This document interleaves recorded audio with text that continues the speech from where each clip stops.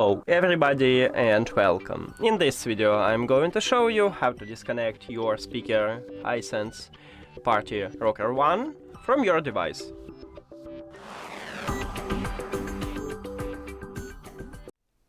So I already showed how to do this using your phone, and now we can also use a control on the speaker. So right now, as you can see, it connected with my phone, and now this control located at the top, at the right side. This is a Bluetooth button. To disconnect your device, you need to press and hold at this button.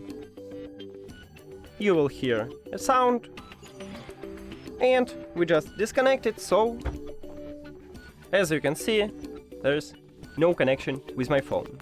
And you can connect your speaker with another device. To reconnect it, just tap on it at your device. That's it. Thank you for watching this video. If you found it helpful, please consider subscribing to the channel and leave the like on the video. See you later!